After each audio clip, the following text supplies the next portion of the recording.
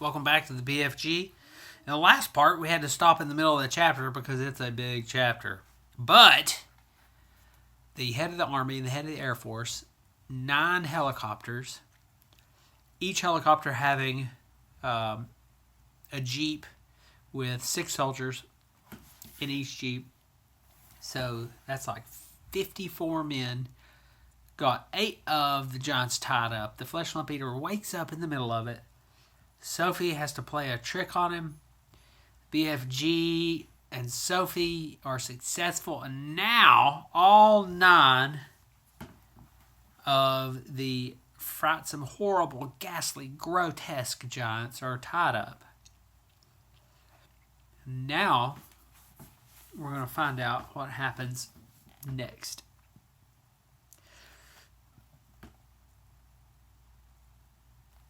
Okay. The heads of the Army and the Air Force drove forward once again in their Jeep. Her Majesty will be very pleased with me, the head of the Army said. I shall get a medal. What's the next move? Now, you is all driving over to my cave to load up my bottles of dreams, the BFG said. We can't waste any time with that rubbish, the Army General said. It's the Queen's order, Sophie told him. She was now back on the BFG's hand.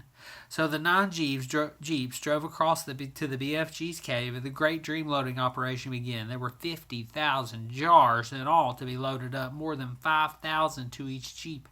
And it took over an hour to finish the job. Now, if you remember, each bottle, some of them as big as a barrel, and there were 50,000. So imagine that. How could they get 50,000 barrel-size bottles? That's a lot of bottles. I just think that's a lot. I don't know, but it seems like they do it. So let's find out. What's that you've got in there? The head of the Army demanded. Curiosity is killing the rat, the BFG said, and he turned away from the silly man. When he was sure that all his precious dreams had been safely loaded onto the Jeeps, the BFG said, Now we is driving back to the belly boppers and picking up the frightsome giants. The Jeeps drove back to the helicopters. The 50,000 dreams were carried carefully, jar by jar, onto the helicopters. The soldiers climbed back on board, but the BFG and Sophie stayed on the ground. Then they all returned to where the 9 giants were lying. It was a fine sight to see them, these great air machines hovering over the trussed-up giants. It was an even finer sight to see the giants being woken up by the terrific thundering of the engines overhead, and the finest sight of all was to observe those 9 hideous brutes squirming and twisting about on the ground like a mass of mighty snakes as they tried to free themselves from their ropes and chains. There they are, being flown back, tied up, flown back by the helicopters. I is flesh bunkled, roared the flesh lump eater. I is splits wiggled, yelled the child chewer. I is swog swalloped, bellowed the bone cruncher. I is goose grungled, howled the man hugger. I is gunzel swapped, shouted the meat dripper. I is muck gungled, screamed the maid masher. I is slop grubbled, squawked the gizzard gulper. I is crud squinkled, yelled the blood bottler. I is bop muggered, screeched the butcher boy. The 9 giant carrying helicopters each chose a separate giant and hovered directly over him.